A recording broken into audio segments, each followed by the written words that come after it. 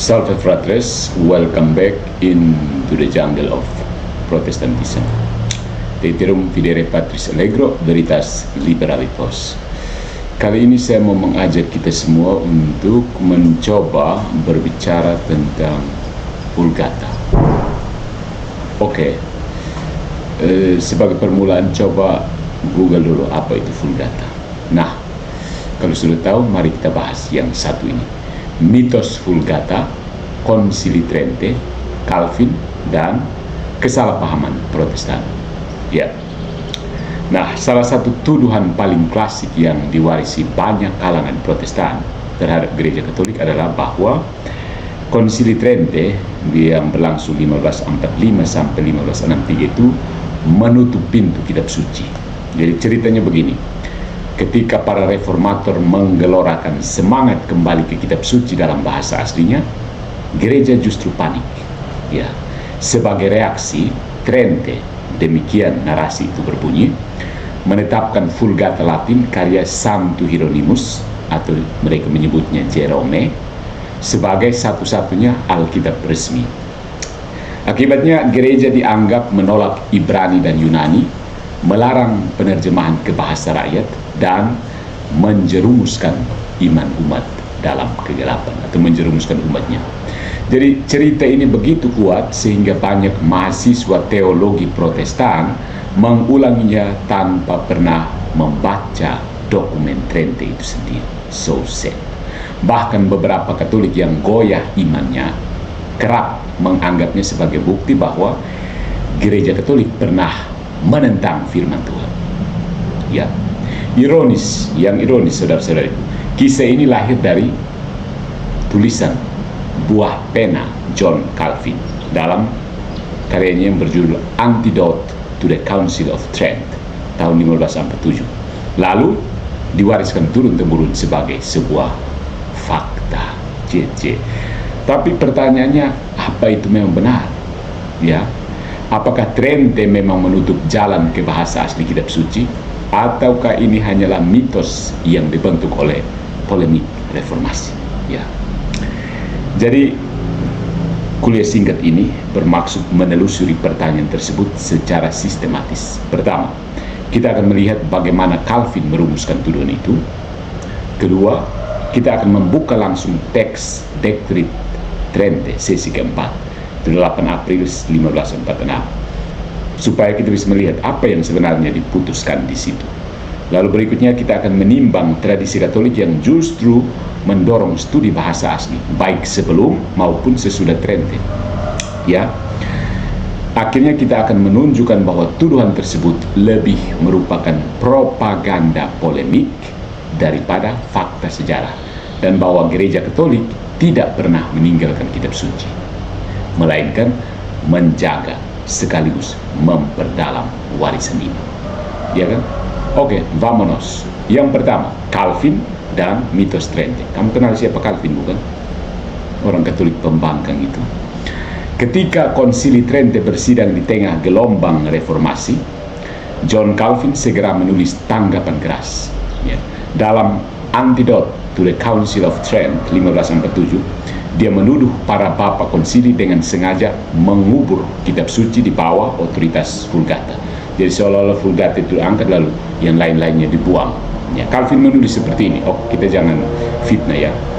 But as the Hebrew or Greek original often serves to oppose their ignorance in quoting scripture, to check their presumption and so keep down their Chrasonic boasting, they ingeniously meet this difficulty also by determining that the Vulgate translation only is to be held authentic. Farewell then to those who have spent much time and labor in the study of languages, in condemning all translations except the Vulgate, as the error is more gross, so the edict is more barbarous. Jadi begini maksudnya.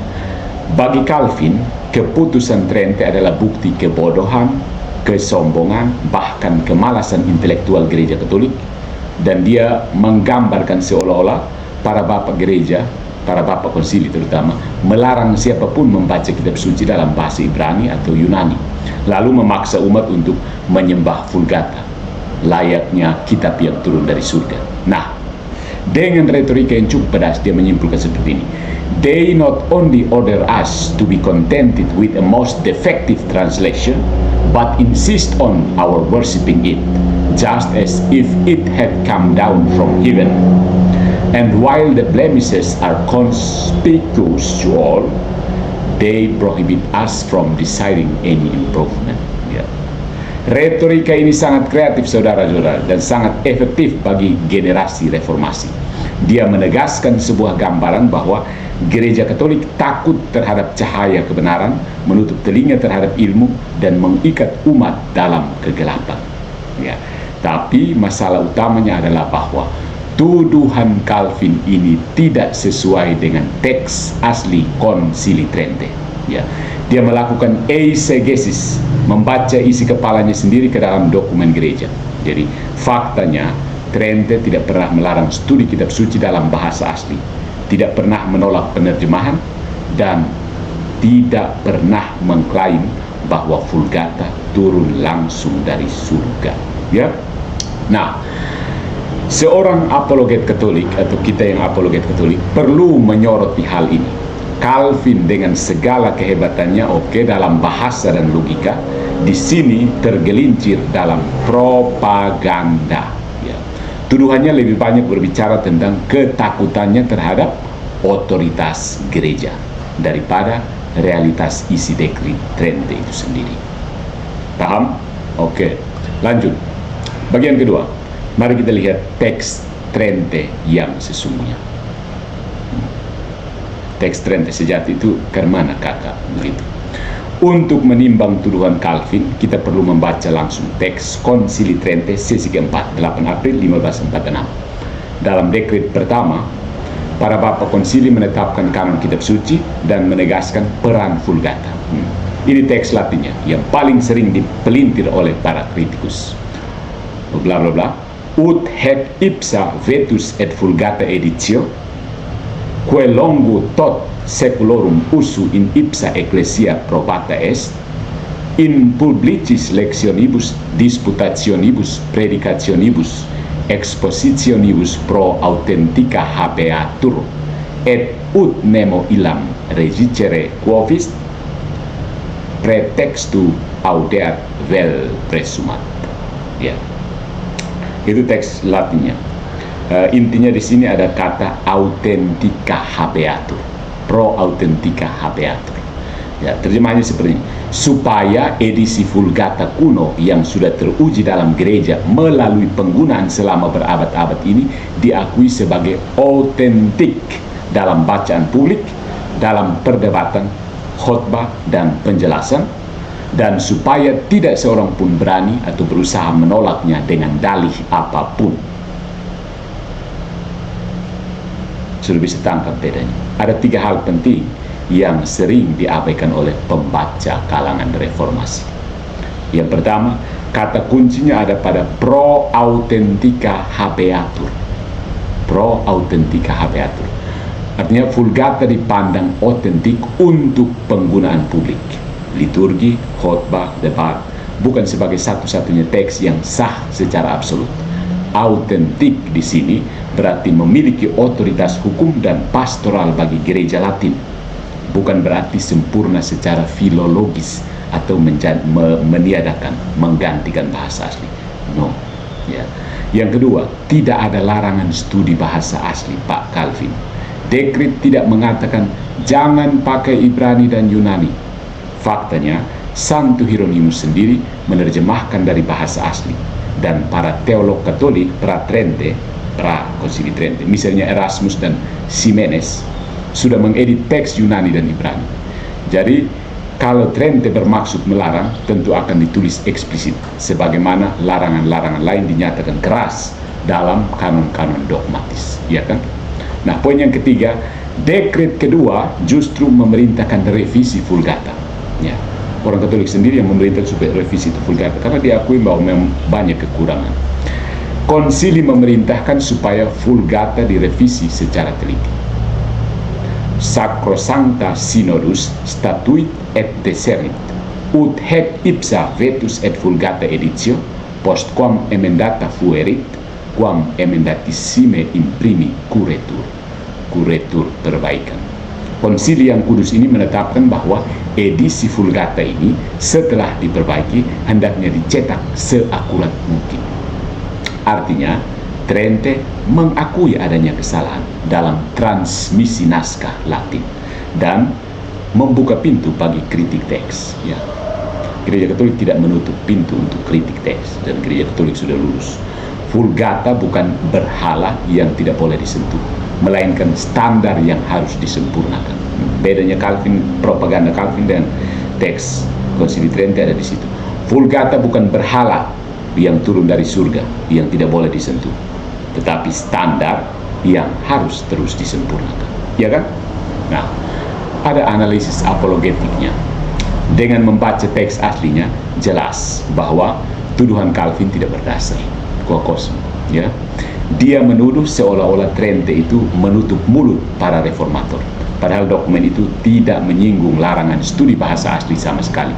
Justru Trente berfokus pada reformasi internal dengan menyatukan teks liturgi di tengah banyaknya edisi Latin yang kacau. Ingat, kitab suci itu pertama-tama teks liturgi, bukan teks perpustakaan mati. Yang kedua, kebijakan pastoral dengan memastikan umat mendapat bacaan yang konsisten, bukan campur aduk dari naskah yang kuno, naskah yang korup. Ya. Ada banyak naskah korup. Jadi banyak naskah dan tidak ada naskah yang sempurna. Jadi gereja harus menetapkan satu, kemudian pelan-pelan perbaiki, dijaga. Itu namanya pagar. Tidak bisa lepas, oh kamu pilih apa ya, oke silakan, tidak ada. Kemudian ada keterbukaan filologis dengan memerintahkan revisi yang jelas-jelas membutuhkan perbandingan dengan bahasa asli, tentu saja kan, ya. Nah, dengan demikian, saudara-saudariku yang terpisah maupun yang terkasih, mitos bahwa Trente mengubur Alkitab itu runtuh oleh teks dokumen itu sendiri. Oke, mari kita lanjut ke bagian yang berikutnya. Tradisi Katolik dalam studi bahasa asli. Jangan pikir orang Katolik tidak tahu baca Alkitab, kami yang tahu. Kalau benar Konsili Trente menutup pintu terhadap bahasa asli kitab suci, maka seharusnya kita tidak menemukan tradisi Katolik yang serius dalam studi Ibrani dan Yunani, baik sebelum maupun sesudah konsili. Faktanya justru sebaliknya. Para sarjana Katolik berada di garis depan kebangkitan ad fontes, kembali ke sumber yang menjadi semboyan humanisme Kristen. Ya. Nah, mari kita lihat, sebelum Trente ada Complutensian Polyglot dan Erasmus. Erasmus Complutensian Polyglot 1516, ya. Di bawah patronase perlindungan,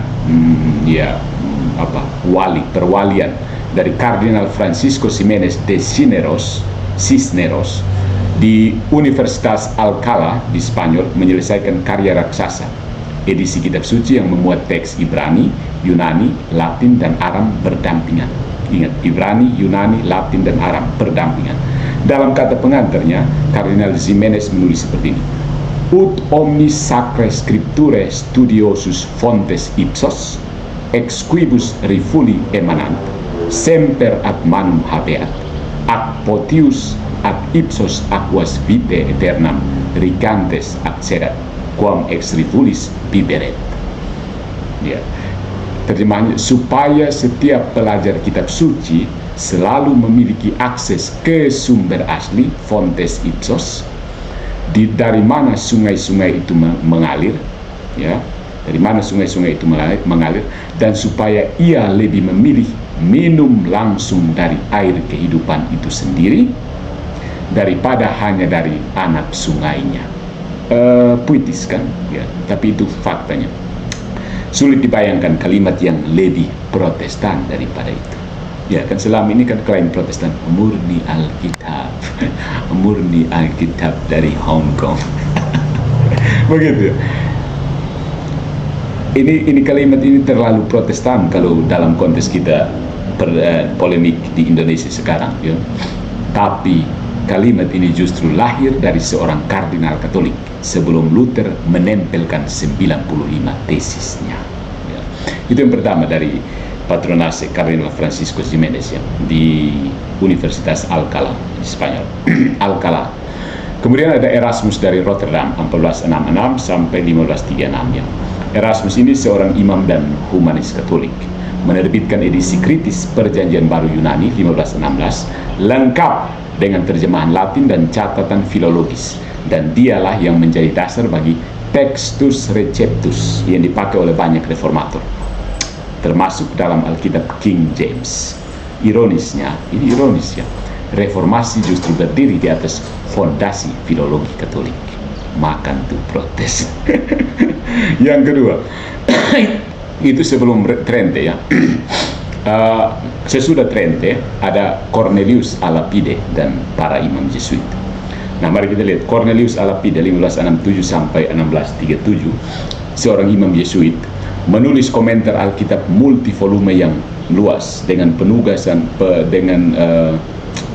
penguasaan mendalam atas Ibrani dan Yunani. Jadi dia menggunakan sumber-sumber rabinik dan patristik. Rabinik, rabi-rabi Yahudi, patristik, bapak-bapak gereja, menunjukkan bahwa gereja Katolik bukan saja tidak menolak bahasa asli, tetapi terus mendorong studinya demi memperkaya tafsir kitab suci. Alkitab itu.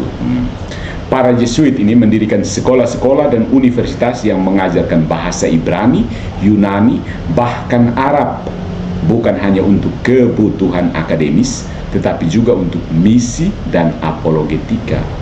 Ya. Jadi saudara-saudara, apa konsekuensi apologetikanya?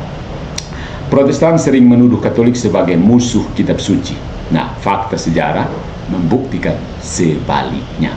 Sebelum Luther, Katolik sudah menerbitkan edisi Ibrani, Yunani, Latin. Sesudah Trente, Katolik terus melahirkan komentator besar dengan basis filologis. Sementara itu, reformator sendiri masih menulis teologi dalam bahasa Latin, bahasa yang sama yang dipertahankan gereja. Jadi, tuduhan bahwa Katolik mengabaikan bahasa asli adalah serangan balik yang gagal. Begitu. Ya, saudara. So, my friends, Trente bukanlah tembok penghalang, melainkan pagar penjaga. Ya, pagar penjaga kesatuan teks. Dan paling penting ada kesatuan teks liturgi. Untuk studi, oke, ada bedanya. Tapi untuk kesatuan teks liturgi, karena kitab suci itu basis sejatinya ada dalam liturgi. Nah, untuk menjaga kesatuan teks liturgi, Trente menjadi pagar penjaga. Tradisi Katolik tidak pernah menolak Ibrani dan Yunani, bahkan sejak awal sudah ada kesadaran bahwa studi bahasa asli adalah bagian dari kesetiaan pada kitab suci. Itu yang Protestan sebut Alkitab. Nah, sehingga teman-teman Islam protes, Alkitab itu kan nama lain dari Al-Quran, maka itu Alkitab. Kitab suci, Sacra Scriptura. Ya. Ini untuk orang Katolik ya, ganti sebut Alkitab dengan kitab suci. Kita lanjut ke poin yang berikutnya. Nah, ini yang penting harus diadres. Kesalahpahaman Protestan dan realitas Katolik. Menurut saya tidak salah paham, tapi sengaja salah paham. Kesalahpahaman Protestan dan realitas Katolik. Setelah menimbang tuduhan Calvin tadi, lalu kita membaca teks Konsili Trente sendiri, jelaslah ada jurang lebar antara narasi reformasi dan kenyataan historis. Narasi reformasi menuduh bahwa gereja Katolik menolak bahasa asli, mengubur kitab suci, dan menjadikan Vulgata berhala. Bayangkan, itu kata-kata Calvin. Namun kenyataannya, gereja Katolik meneguhkan Vulgata sebagai edisi autentik untuk penggunaan publik, sambil tetap membuka pintu selebar-lebarnya bagi studi kritis atas bahasa asli. Ya. Mari kita lihat Vulgata sebagai autentika. Ya, bahasa Indonesia autentik. Apa itu autentik ya? Autentik. Kata autentika yang dipakai Trente sering disalahpahami atau sengaja disalahpahami. Calvin menafsirkannya sebagai satu-satunya versi yang boleh dipakai. Ini tafsiran Calvin, satu-satunya versi yang boleh dipakai. Padahal dalam tradisi hukum gereja, autentika berarti memiliki otoritas hukum dan liturgis, bukan berarti sempurna secara filologis atau meniadakan teks asli.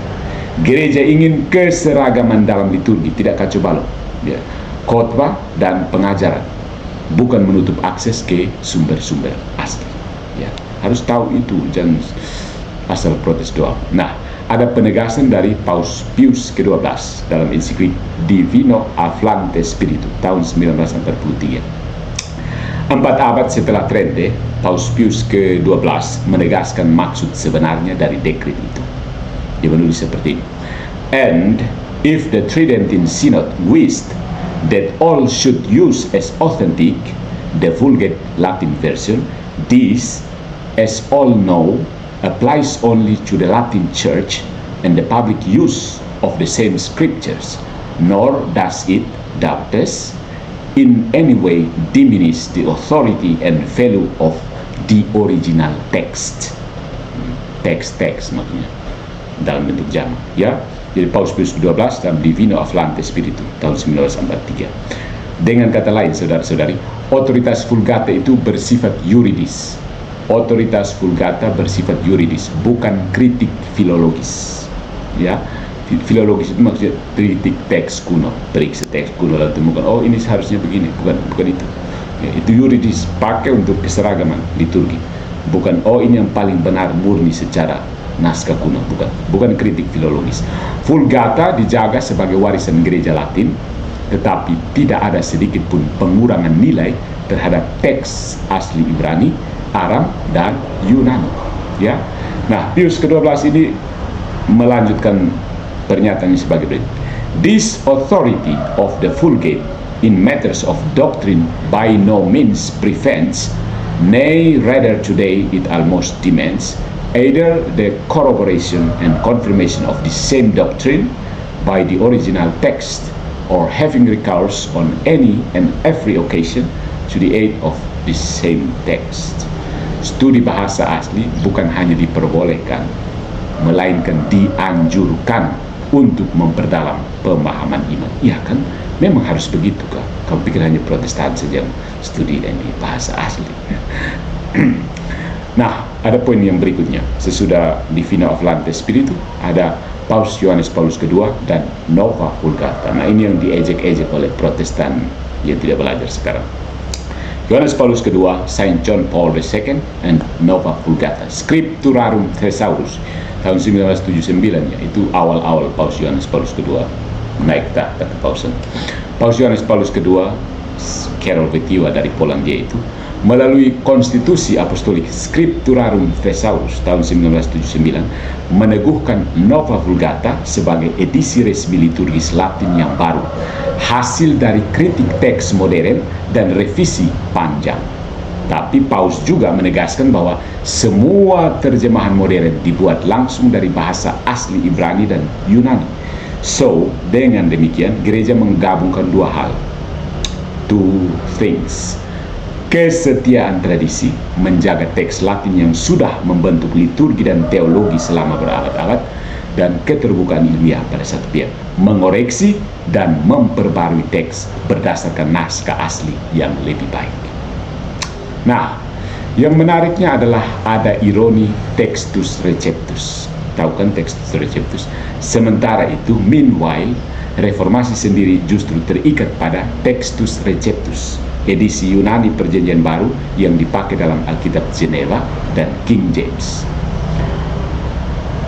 Zaman now, hari ini, Textus Receptus dianggap kurang memadai dibandingkan edisi kritis modern seperti Nestel Aland Novum Testamentum Graece, dan ironisnya gereja Katolik lebih konsisten dalam menjaga kesatuan teks sembari tetap memperbaruinya dengan penelitian naskah baru.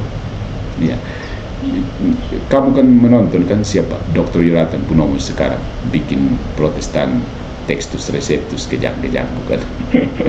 Oke, nah analisis apologetiknya seperti ini, saudara-saudariku terpisah maupun terkasih. Tuduhan bahwa gereja Katolik mematikan Alkitab itu runtuh oleh fakta-fakta yang baru saja kita sampaikan ini.